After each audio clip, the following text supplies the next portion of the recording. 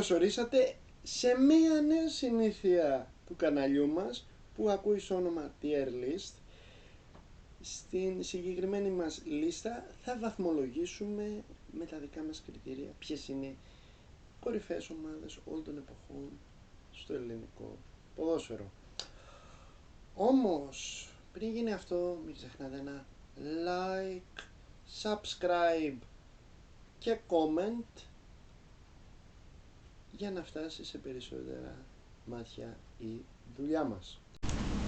Λοιπόν, εδώ πέρα έχουμε όλες τις βαθμίδες A, B, C, D, E. Η A είναι η κορυφαία, η Β αρκετά καλή, η C καλή, η D η μέτρια και η όχι τόσο καλή, βασικά άθλια. Λοιπόν, και ξεκινάμε την tier list μας με τις κορυφαίες ελληνικές ομάδες, με την αγαπημένη μου ομάδα, τον ΠΑΟΚ.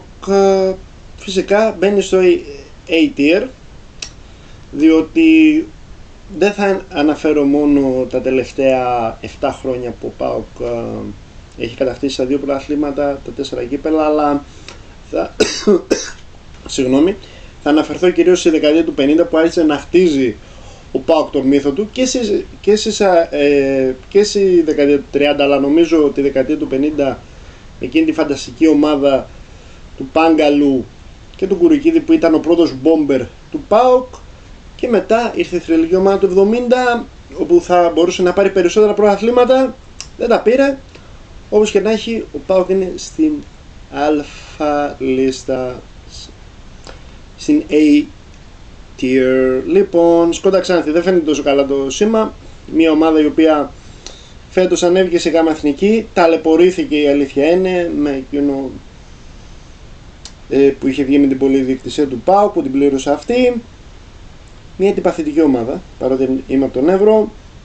Έχει παίξει Ευρώπη για πολλά χρόνια σε αλφα εθνική. Βέβαια τη δεκαετία του 90 που έπαιζε στην παλιά της έδρα ήταν πραγματικά φρούριο. Γιατί το 90 ήταν συμπαθητική, από το 2000 και μετά. Οπότε πάμε στο D tier για την Ξάνθη. Πανιώνιος. Μία από τις αρχαιότερες ομάδες της Ελλάδος. Ο ιστορικός Πανιώνιος με μεγάλους παιχταράδες όπως το Μαύρο, ο Νίκο Αναστόπουλο. Μπορούμε να συνεχίσουμε παραπάνω και Δέδες κτλ. 2 φορές κυπελούχος. Μια ομάδα η οποία θα έπρεπε να πάρει περισσότερα στην ιστορία του, με την ομάδα να βρίσκεται λόγω κακοδιαχείρισης τα τελευταία χρόνια στις μικρότερες κατηγορίες.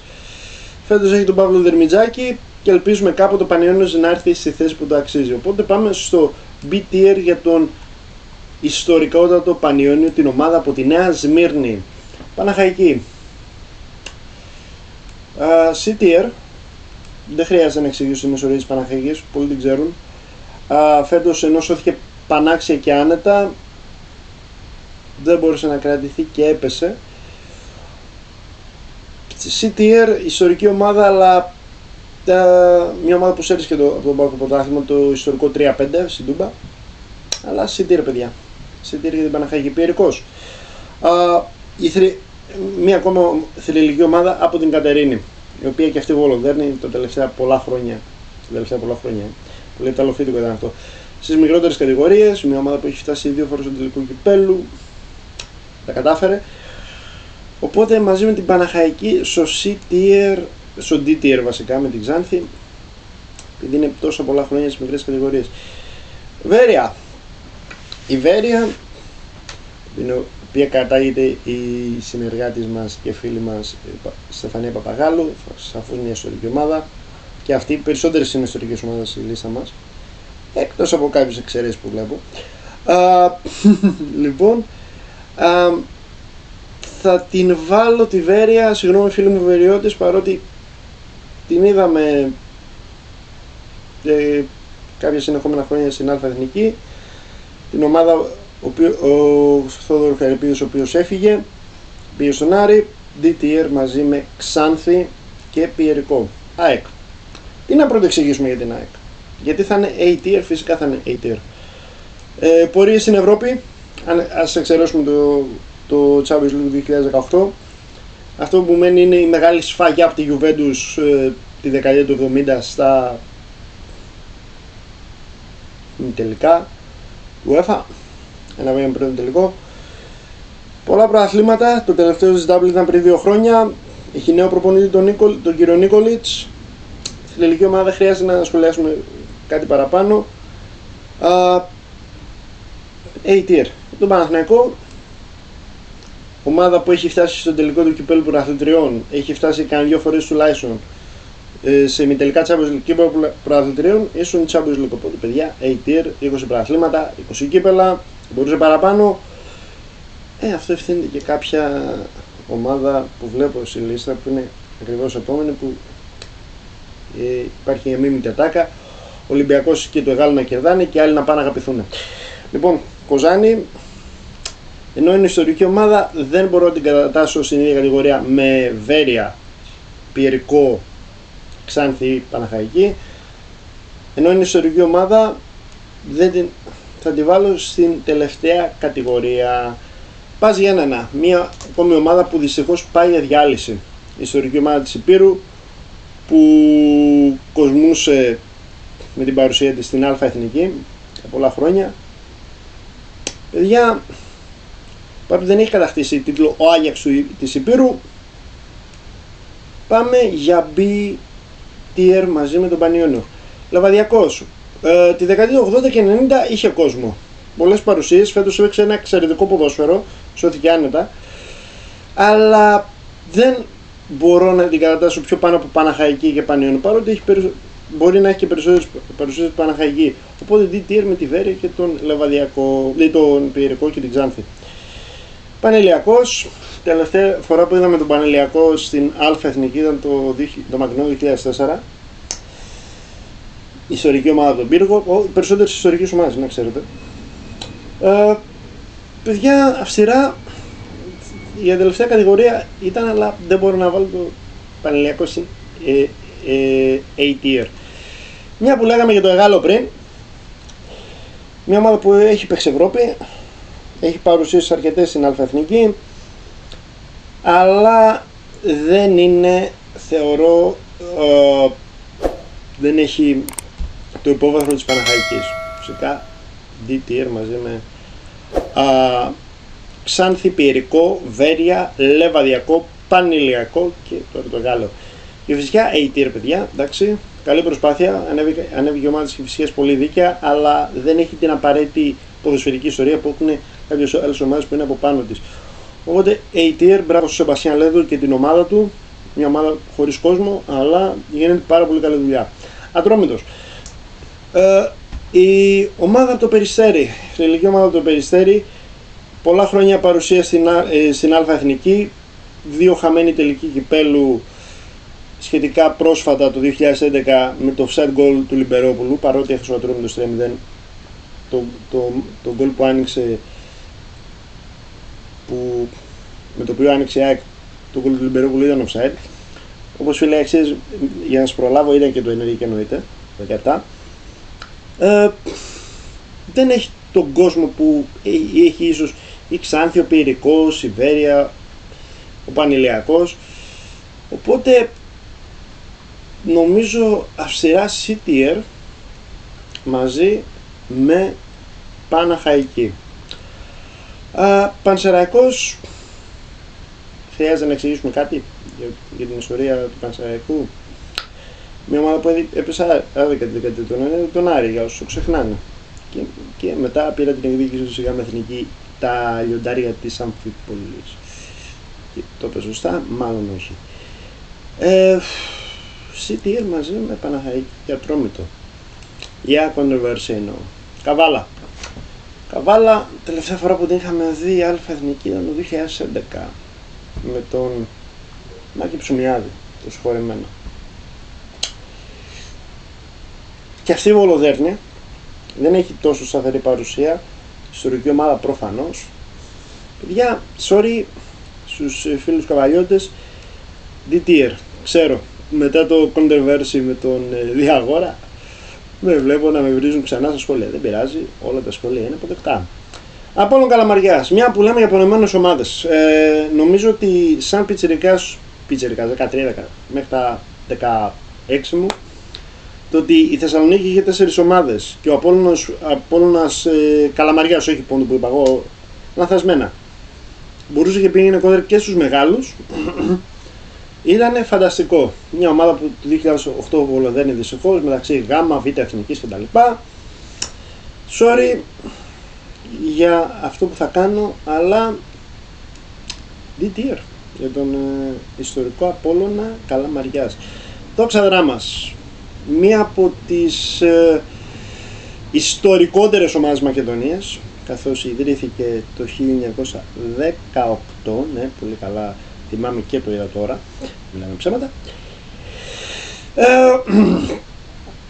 Τα ίδια που είπα για τον Πυρηνικό ισχύουν, 2 φορές υλικό, αλλά θα βάλω City γιατί ήταν πριν σχεδόν μια δεκαετία στην Αλφα-Εθνική, οπότε City με τις άλλες ομάδες, ο Ατρόμητο, το Πανσεραϊκό και την Παναχαϊκή. Λαμία, μια ομάδα που θα διαλυθεί και δεν με χαλάει καθόλου. Μπορεί να είναι πολλά χρόνια στην Αλφα-Εθνική, αλλά εκτός ότι μπήκε στα πλέον δεν είχε κάτι να προσφέρει στις όλες τις σωτηρίες της. Δεν μπορώ να τη βάλω στην ίδια κλίμακα με Απόλλωνα, Καβάλα, Εγάλεο, ακόμα και Εγάλεο, Πανηλιακό, Βέρεια και Πιερικό, ακόμα και Ξάνθη, οπότε παιδιά τελευταία κατηγορία. Και καλή διαμονή στις άλλες εθνικές. Απόλλων Σμύρνης, που είναι ένας από τους OG του chat μας, ο Φαγιδοφάγος και Chelsea. Λοιπόν, μια άλλη πονεμένη ομάδα που η οποία παλεύει στις εθνικές κατηγορίες, αν δεν κάνω λάθος ανέβηκε φέτος, στη Γάμα.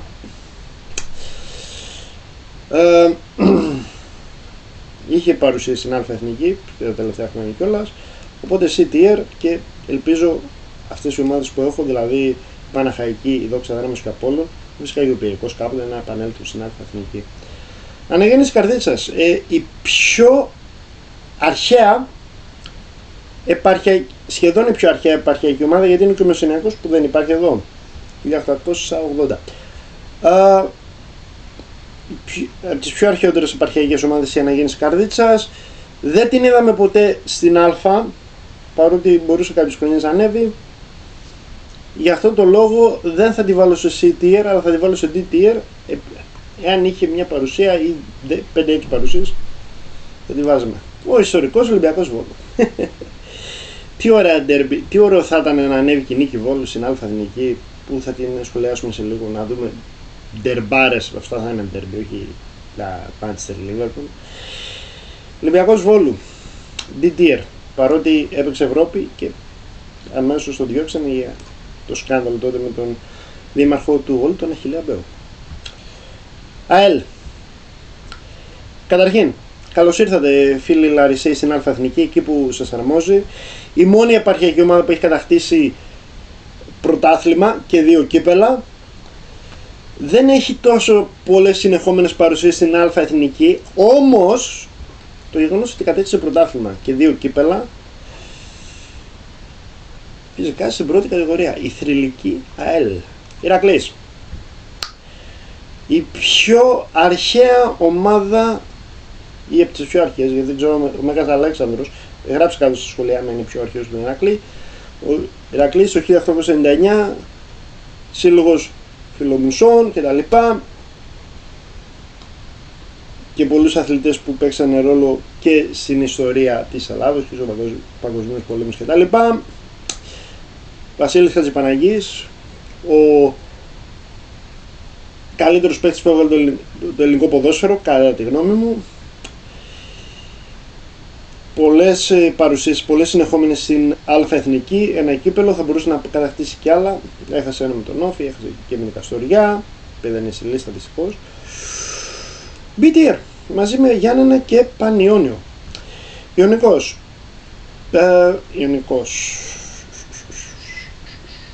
Δύσκολο. Πριν λίγα χρόνια αγωνίστηκε στην Αλφα-Εθνική.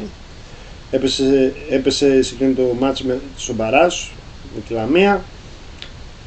Μπορεί να βολοδένει και αυτό στα 2 τελευταία χρόνια στις εθνικές κατηγορίες, οπότε C-Tier παιδιά. Και πολύ ωραία έδρα που έχει ο Ιωνικός. Νίκη Βόλου. Τελευταία παρουσία ήταν το 2015, πριν 10 χρόνια. Μόνο και μόνο γι' αυτό. Όχι, δεν είναι για εισιτήρια, είναι για DTR, δήλωσε Ολυμπιακό Βόλου. Φίλοι του Βόλου, μην με μισήσετε αρκετά. Άρης, εδώ είμαστε. Ο αιώνιος αντίπαλος της αγαπημένης μου ομάδας του ΠΑΟΚ. Ο Άρης, ο οποίος ήταν η πρώτη ομάδα που κατέκτησε το πρωτάθλημα Ελλάδος το 1928, ακολουθήσαν άλλα δύο με τα αδέλφια Βικελίδη, οι οποίοι ήταν φανταστικοί, εκπληκτικοί, θα μπορούσε να κατακτήσει και άλλους τίτλους. Το περίφημο μπαράζ της δεκαετίας του 80, του 1980, που δεν θα έπρεπε να γίνει ποτέ. Φυσικά είναι τι ώρα Άρης, και ας έπεσε και 4 φορές, αν δεν κάνω λάθος, 3 φορές που έπεσε. Δεν έχει σημασία, φιλική ομάδα. Βόλος, καλός, χρυσός, αλλά αυτά που είπα για την Κηφισιά ισχύουν στο πολλαπλάσιο για τον Βόλο, παρότι έχει 5 συνεχόμενες παρουσίες στην Α' Εθνική. Τελευταία κατηγορία, παιδιά, sorry. Λοιπόν, Όφη, ο φετινός φιναλίστης του Κυπέλλου Ελλάδος, που δεν κατέβηκε ποτέ στο τελικό απέναντι στο Ολυμπιακό, θα παίξει και στο Super Cup τον Αύγουστο. Από τις ελάχιστες επαρχιακές ομάδες που έχουν κύπελλο, γιατί μία είναι η ΑΕΛ προφανώς, η άλλη είναι ο Όφη, που νίκησε στον Ηρακλή 3-1, με την χαρακτηριστική φωτογραφία του Τάκη Περσέ με τα αίματα κτλ. Έφτασε και το 1990 στον τελικό με Ολυμπιακό πάλι, το χάσε. Παιδιά, BTR, Όφη που μετακομίζει και στο Παγκρίδιο και φεύγει από την θρυλική του έδρα. Πανετολικός, πολλά χρόνια παρουσία στην Α' Εθνική, μια έδρα καμίνη, δύο τελευταία χρόνια. Μας θύμισε λίγο την έδρα του Πανετολικού από τα παλιά, που δυστυχώς δεν προλάβαμε, τα καλά χρόνια. Φέτος πολύ καλή παρουσία με τον Γιάννη Πετράκη στον πάγκο του. Γενικά, επειδή και ο Πανετολικός, η ομάδα του Αγρίνου, έχει ιστορία, CTR με Παναχαϊκή, Ατρόμητο, Πανσεραϊκό, Δοξαδράμας, Απόλλων, Σμύρνης, Ιωνικό και τώρα Πανετολικός. Αστέρας Τρίπολης. Αστέρας Τρίπολης, Θα μπει στο CTR αναγκαστικά, παρότι δεν έχει τον τεράστιο κόσμο. Όμως, τα τελευταία... πόσα χρόνια είναι ο Αστέρας Τρίπολης? Πλάκα 17 χρόνια συνεχόμενα. Βέβαια, ο Αστέρας έπαιξε το 2011, αν δεν γινόταν και το σκάνδαλο Μηρακλή, να θυμίσουμε. Έχει βγει στην Ευρώπη, μπήκε μια φορά στους ομίλους, έχασε ένα έχασε πολύ άδικα τον τελικό του 2013 με το χέρι του Μανιάτη. CTR, παρότι δεν έχει τον κόσμο και το εκτόπισμα που έχουν οι Παναχαϊκοί, ο Ατρόμητος όχι τόσο πολύ, οι Παναχαϊκοί, ο Πανσεραϊκός, η Δόξα Δράμας, ο Απόλλων Σμύρνης, ο Ιωνικός και ο Πανετολικός, αλλά πάμε στο CTR για τον τέτοιο, για τον Αστέρα Τρίπολης. Για Ολυμπιακό, ρε παιδιά, τι να πω. Ακόμη και τα θεωρητικά κλεμμένα που λένε πολλοί, να τα βγάλουμε, να τα κάνουμε στην πάντα, πάλι ο Ολυμπιακός περισσότερα έχει. Πάλι περισσότερα έχει. Μια ομάδα η οποία κατέκτησε πέρσι το Conference League, η πρώτη ομάδα που κατέκτησε ευρωπαϊκό. Από εποχή Μαρινάκη, από ένα σημείο και μετά, Ευάγγελο Μαρινάκη έχει χτίσει για ένα καλό όνομα στην Ευρώπη. Οπότε η TIR για τον Ολυμπιακό, παιδιά, δεν χρειάζεται τώρα, εντάξει. Λογικό.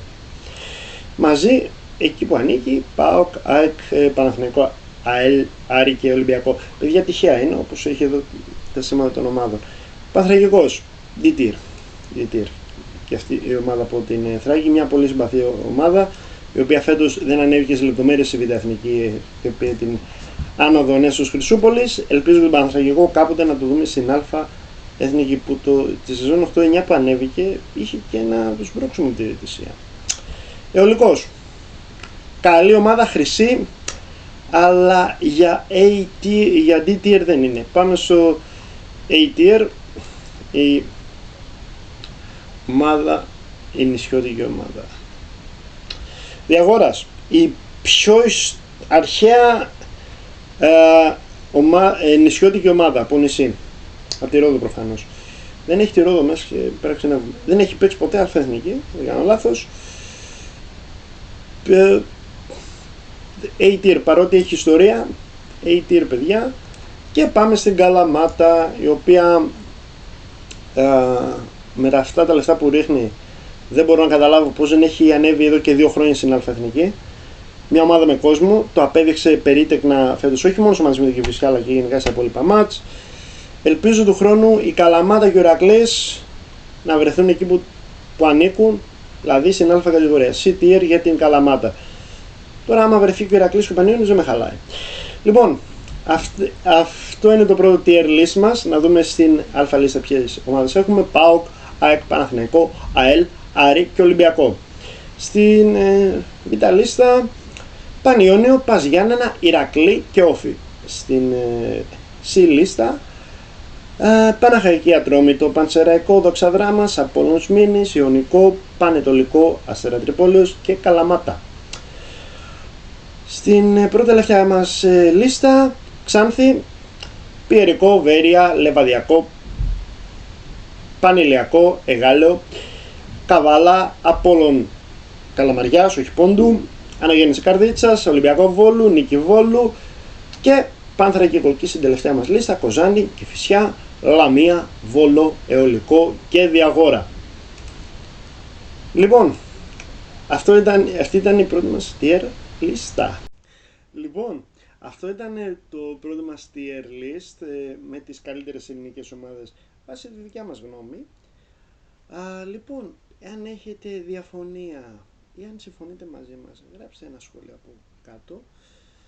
Λοιπόν, τα tier list θα συνεχιστούν.